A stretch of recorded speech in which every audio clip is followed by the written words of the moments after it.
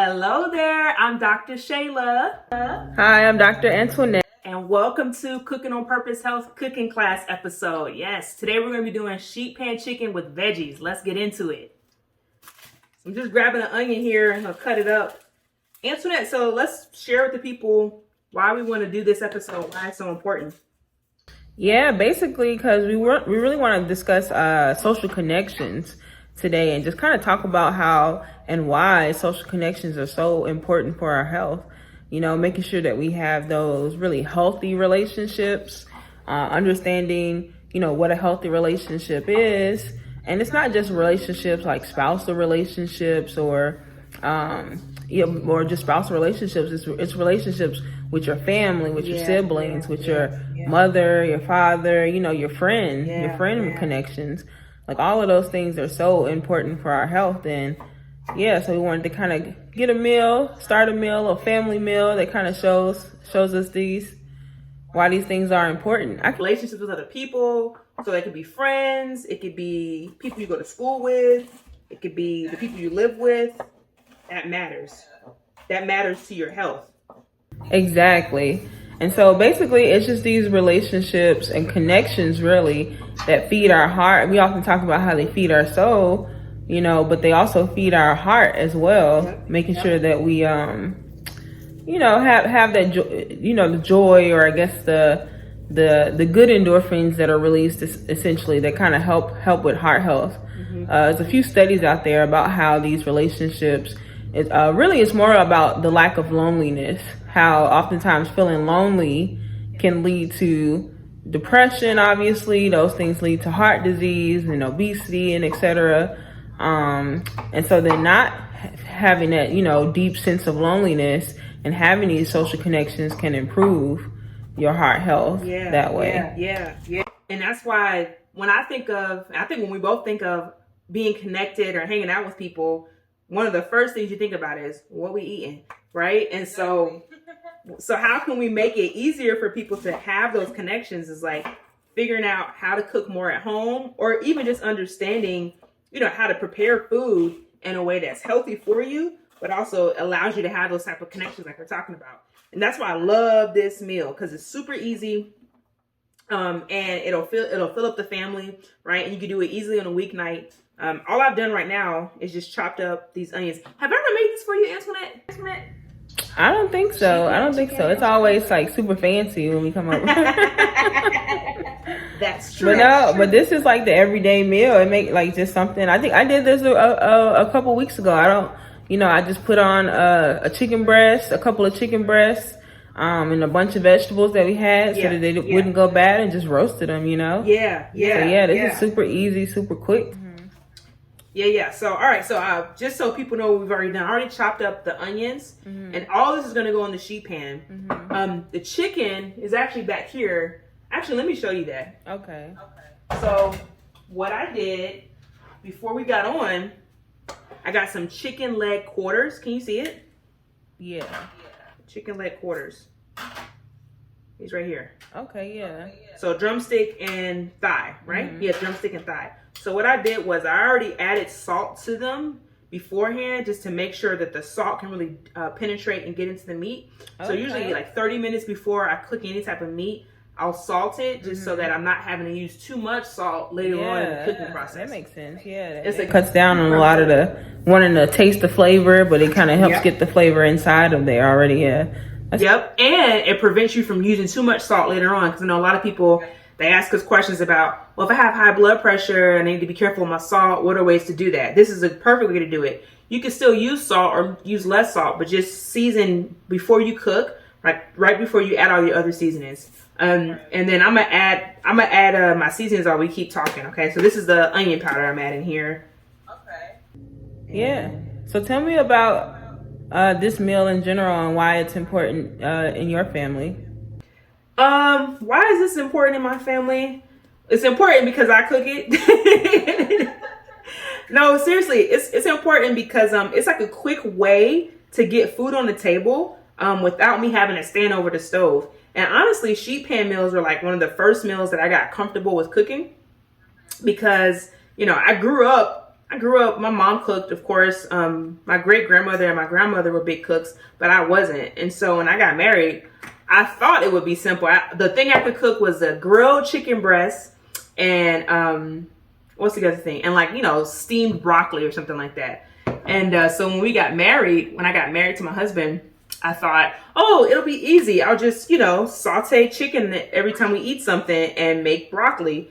And he's from Ghana and he's not about that life. This is some garlic powder. And so I started Googling like, okay, what are quick ways to make food, especially when we were in residency. You know, in residency, you don't have a lot of time to be standing over the stove cooking. Right. And so a sheet pan meal, I learned about it. Like, oh, you could put all this amazing stuff, put it in the oven. And as long as you add really powerful seasoning, it's going to taste good.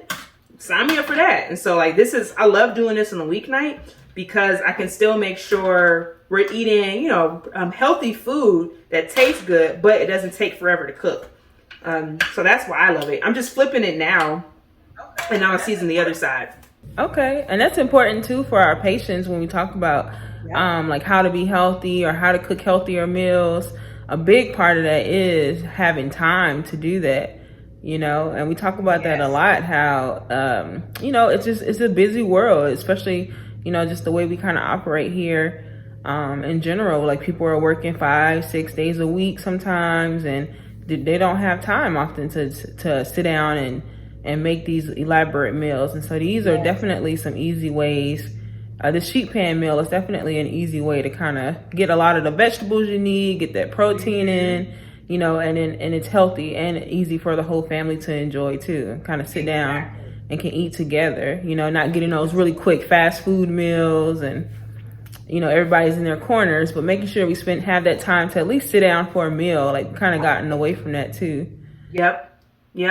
And you spoke right on it, because the reality is like, for us to say, oh, just cook, but time is important. If you get home at 5 or you're getting home at 7 o'clock at night and you have kids, they gotta get to bed, you got to get to bed, wake up in the morning.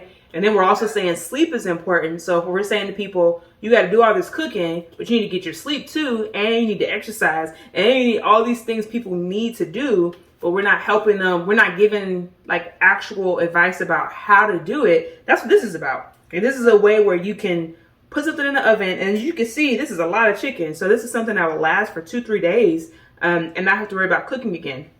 Yeah. This is some herb de Provence Italian seasoning. My favorite type of seasoning. It makes everything taste better. So just so people know, it's garlic powder, onion powder, paprika, a little bit of salt, this Italian seasoning, and then I'll put a little bit of pepper, and then we'll move on to the vegetables. Okay. And do you season the vegetables pretty much the same as? I've seasoned. So here's the thing. I'm so glad you asked that question. Here's the thing. With vegetables, the thing that I always hear from people is like, I don't like vegetables. And I think it's because when I talk to them, they say the main thing they go to is like, oh, I don't like the way it tastes, or it's too soft. And I think it's about how you grew up. So the way I grew up, my mom, I love you, Mom, but she would boil the broccoli like until it was like soupy, right? And as a kid, I'm like, what is it? Like you could drink it. That's how soft it was. And so as a kid, I'm like, okay, I gotta add butter to this. I gotta add some salt, you know, I'm gonna put some cheese on top so it tastes good. And growing up, I realized, number one, you don't have to cook your vegetables that long. The cool thing about this way is we're using high heat. And so it's gonna roast them and get them nice and crispy on the outside, but still soft in the middle.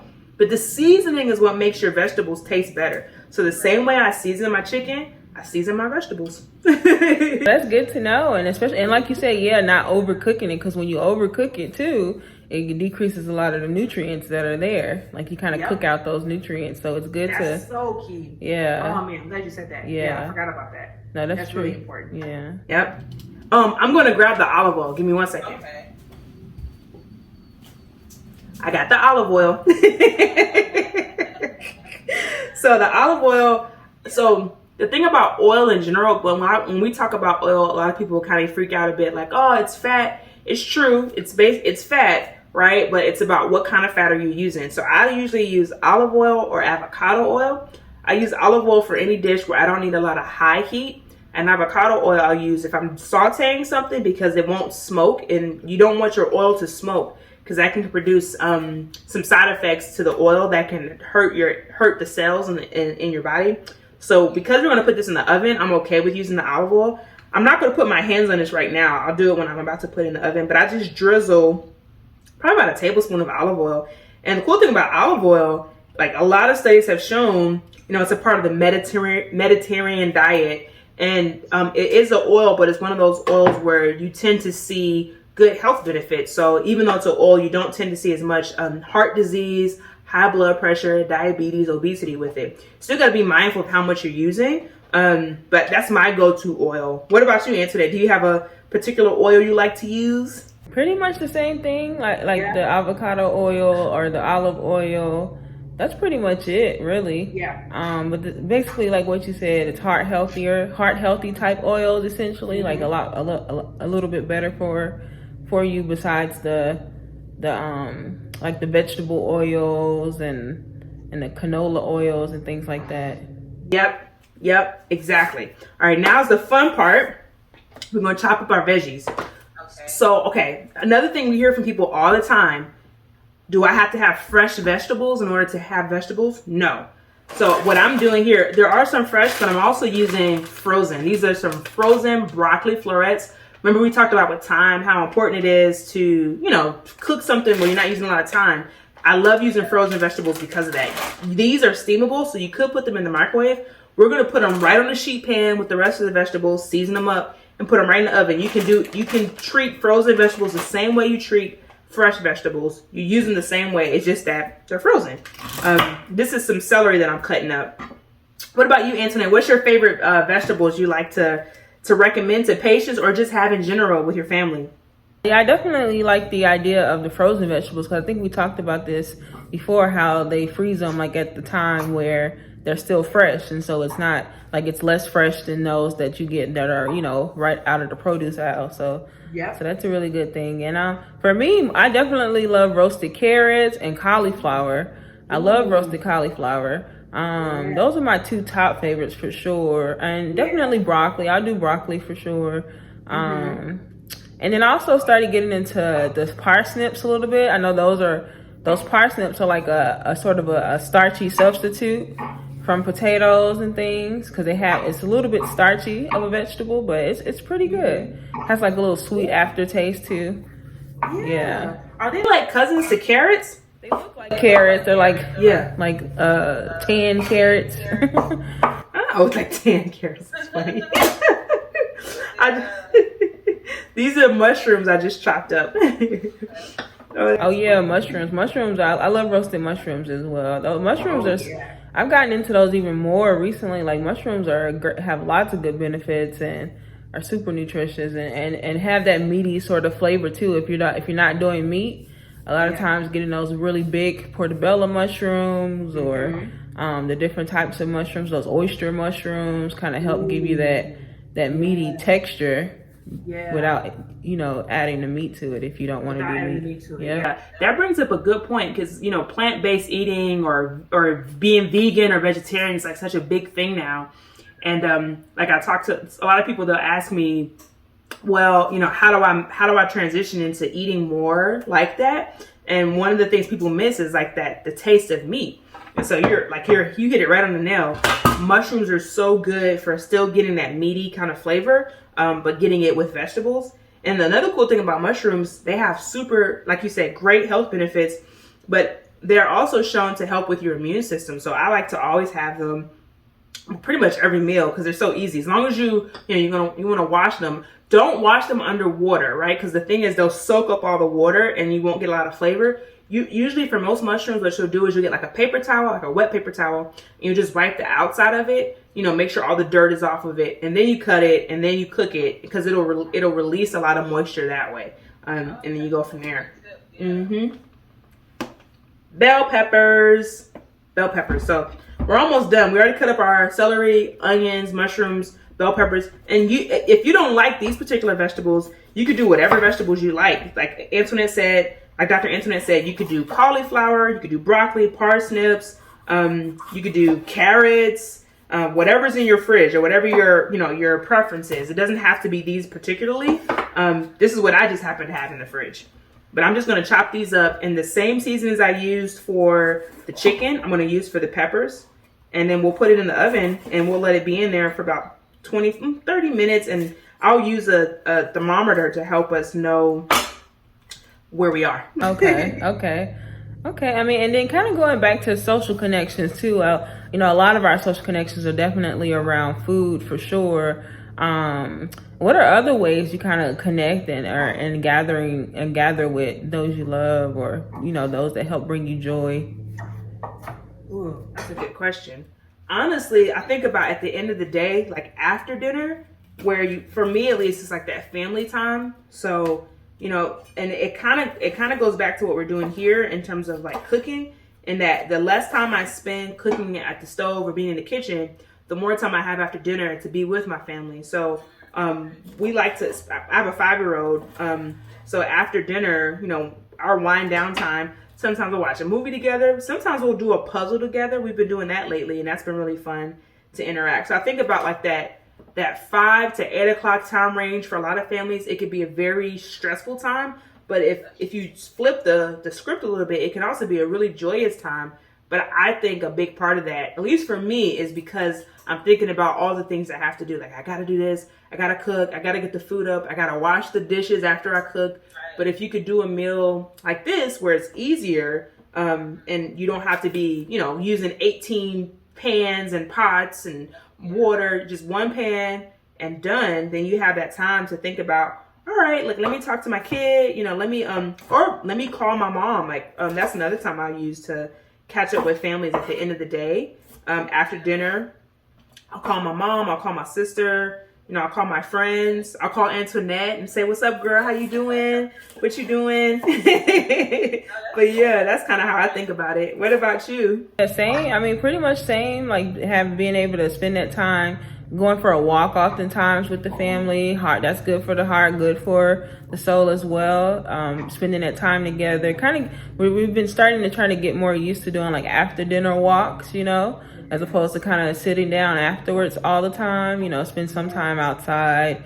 And then especially social connections with friends oftentimes too are some of the biggest things, especially in those times before we had families and, you know, we're kind of doing our core family type things, like spending that time with friends. If you're by yourself and you want to, you know, do a meal like this, inviting your friends over and making them your family, you know, in this point in time, whatever point in time you are in your life, you know. Definitely. I remember in college, med school, all those times, we definitely hung out like family, you know?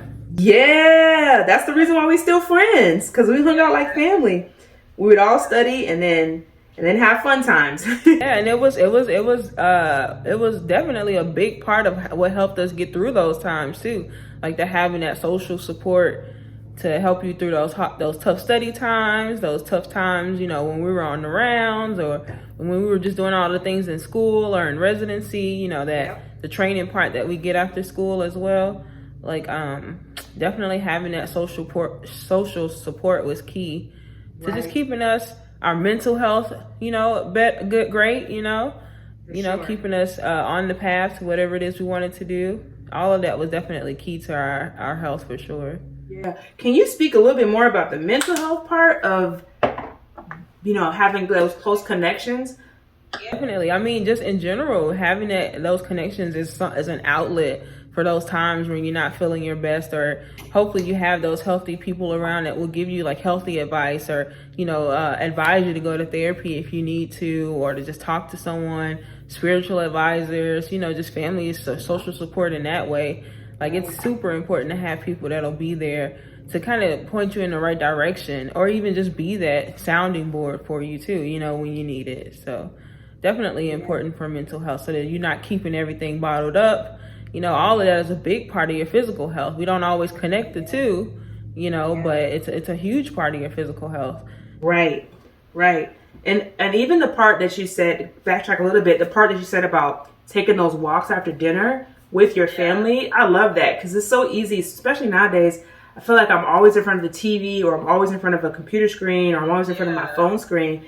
And to de-stress by getting out from that imagery of that, and going outside, getting the sun, and even if you don't see the sun, like feeling like being in nature, or if it's not nature, just walking in your neighborhood, but doing it with your family or with your loved one. And like maybe that sparks conversation to have those moments to say, hey, I'm struggling, or hey, you know, can you help me out? Or, you know, it just helps create the opportunity for those types of conversations. And you know, it's interesting to me that like those parts of what can be beneficial aren't emphasized as much when it comes to being a doctor. And so that's why I'm so excited about this conversation, because it's a way for us to tell people like, hey, there's more to do than take the medicine or, you know, have the test or do the surgery. There's things that you have the power to do. And not just because we're saying it, but because there's actual evidence that shows that these things are helpful. I just read an article a couple days ago that was talking about how more doctors are prescribing patients or people to go for a walk in the park, or, you know, or do yoga or meditation. And they're seeing that the people that do those things, they're noticing decreased levels of stress. Like the people feel less stressed, they have more energy, but also there's like lab work that's showing their blood pressure is going down, you know, that their blood sugar is going down. Like those things that seem so little, but have such a huge impact on our health. Exactly. And they seem like common sense because they kind of are common sense things. It's just that, you know, science and medicine, it's always the evidence, have to have the evidence to kind of back it up, you know, so that it can be a universal thing that's accepted. But, you know, we've known, like, you know, physical activity, you know, getting good sleep, eating healthy, all those things definitely matter to your mood, to your, you know, your stress levels, and overall, you know, adding to your physical health. So, right. On that note, vegetables are done. It smells so good. We just added the same seasoning as the onion powder, the garlic powder, the paprika. Oh, I didn't add salt. I said all the same seasonings, but I didn't add any salt. That's important. Yeah. It's my salt bowl. A little pinch of salt. Add a little. I'll probably do more than one pinch. Okay.